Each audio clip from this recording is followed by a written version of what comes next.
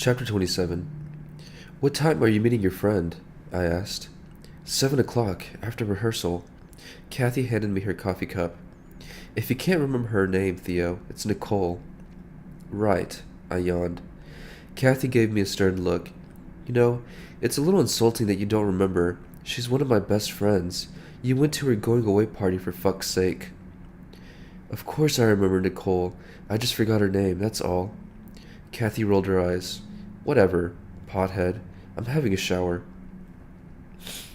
She walked out of the kitchen. I smiled to myself. 7 o'clock. At 6:45, I walked along the river toward Kathy's rehearsal space on the south bank. I sat on a bench across the way from the rehearsal room, facing away from the entrance so Kathy wouldn't immediately see me if she left early.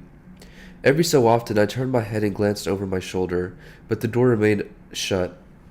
Then, at 7 it opened. There was the sound of conversation and laughter as the actors left the building. They wandered out in groups of 2 or 3. No sign of Kathy.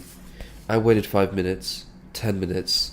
The trickle of people stopped, and no one else came out. I must have missed her. She must have left before I arrived. Unless she hadn't been here at all? Had she been lying about the rehearsal? I got up and made my way toward the entrance. I needed to be sure.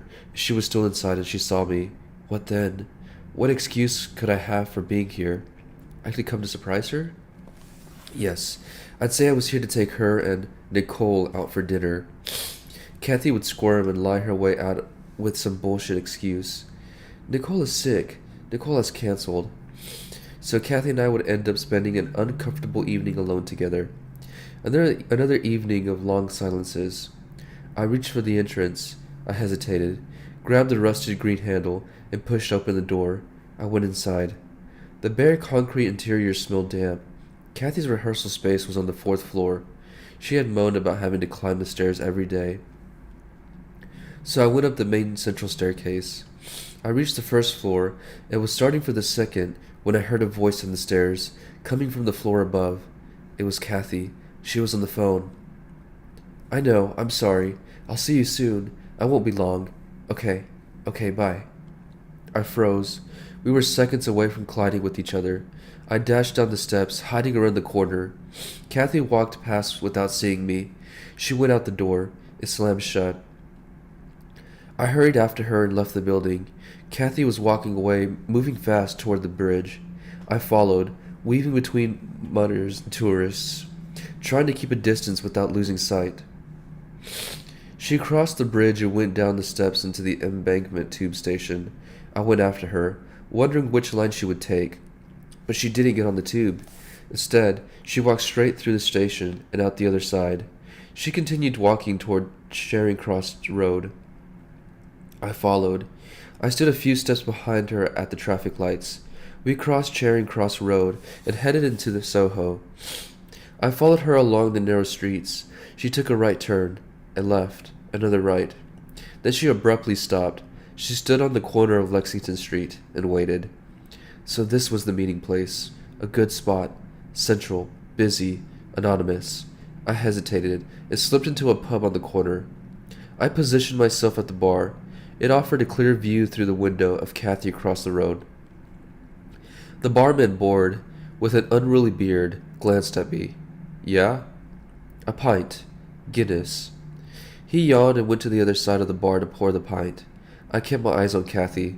I was pretty sure she wouldn't be able to see me through the window, even if she looked in this direction. At one point, Kathy did look over, straight at me.